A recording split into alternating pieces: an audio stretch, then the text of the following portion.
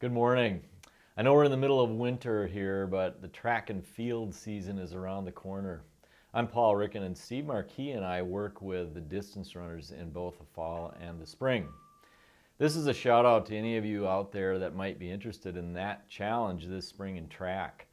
There are 4 distance races, the 800, the 1600 of the mile, 3200 meter or the 2 mile, and the 4x800 relay. Some of the kids we train also run the 400, so they get some sprint training and some distance training. I know that what you're thinking, I don't want to do all that work related to distance running, it's too hard. Well, certainly being a distance runner does take work, but like anything else in life, if you're willing to make the effort, some really good things can happen. Coach Marquis and I try to work with everyone as an individual to reach their potential.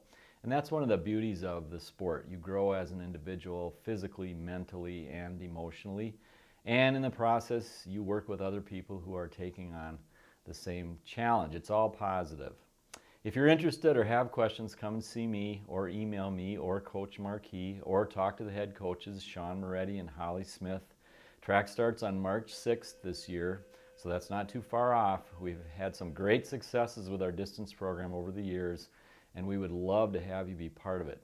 Thanks for listening and have a great day. Please stand for the pledge. I pledge allegiance to the flag of the United States of America and to the republic for which it stands, one nation, under God, indivisible, with liberty and justice for all. Good morning, Tigers. I'm Kiana, and she is Julia. Today is Monday, January 23rd, and you will be taking your B-Day finals today. Good luck, everyone. You're gonna need it. I know I will. Do you know what your schedule is for tomorrow? We'll be starting our second semester on an A day, so take a look at Skyward and write down your schedule. Make sure you know where the room is. Schedules are not available in the guidance office. Speaking of the guidance office, Mrs. Leadholm is thinking that you guys are probably losing interest in these Mindfulness Mondays and New Year's resolutions. I'm not. I am. So, we are finalizing this project today. Here's the last resolution tip for 2017. Create a positive attitude. A positive attitude makes you happier and more resilient. It improves your relationships, and it even increases your chances of success in any endeavor. In addition, having a positive attitude makes you more creative, and it can help you make better decisions. To top it all off, there are studies that show that people with a positive attitude live longer than their negative counterparts. How to do this? It's easy. Always look at the bright side of every situation. Don't focus on the negative, but instead, find the silver lining. There is always a positive to every negative. You just have to look for it. That's it. The top 4 resolutions of 2017. Learn something new every day, work on your confidence, volunteer to help others, and create a positive attitude. Make 2017 your best year yet. Small acts of kindness can make a big difference. We're taking on the Great Kindness Challenge this week, and you'll be talking with your advising about how you can make a difference in someone's life. This week, we'll be giving you an idea to help you to be kind daily. So what's the idea today? Smile at 25 people. 24 more.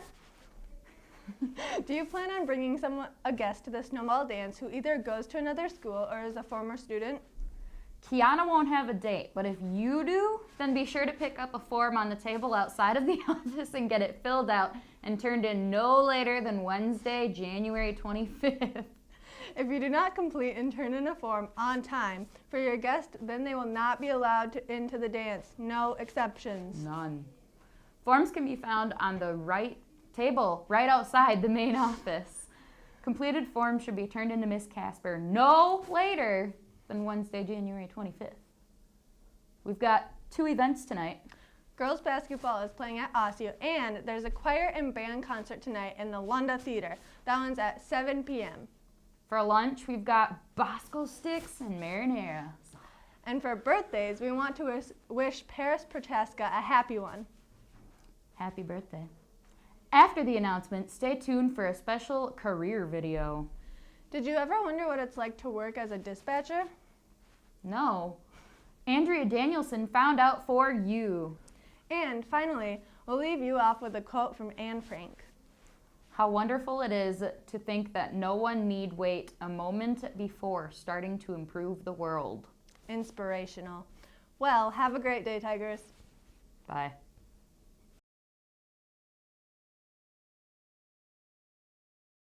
So the new dispatch center is amazing. It's a lot bigger than what we had before. We were over at the sheriff's office and it was very small. We were pretty cramped. We could get the job done, but it was very cramped. So over here, we're enjoying it.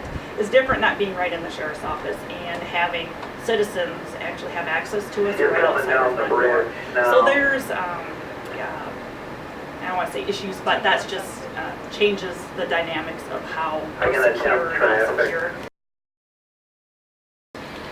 There's quite a few steps to a 911 call, but also know that in the middle of taking a 911 call, we're also handling other issues, whether it's we're entering warrants, we are entering TROs, runaways, missing people. Okay. We're also answering radio traffic, taking phone calls on our regular sheriff's office phone line. Dispatch, So there's a lot of testing. things going on besides just taking that 911 call. But in reference to handling a 911 call, the call would come into dispatch. You would pick up the phone, answer it, 911, where is your location? A lot of people are frantic, don't think to tell you where they're at right away, and there are a lot of times people don't know where they're at. And that's where our mapping system comes in. So we will use that feature.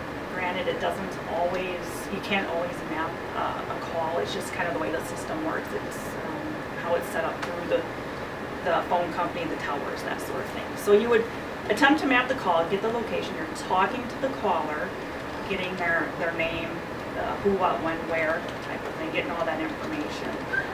And then from there, you determine how you're going to handle that call, whether it's if they need an ambulance, law enforcement, both, maybe the fire department, depending on the type of call. So there's a lot of information that we got to get to get the right resources to the person that's on that 911 call or line.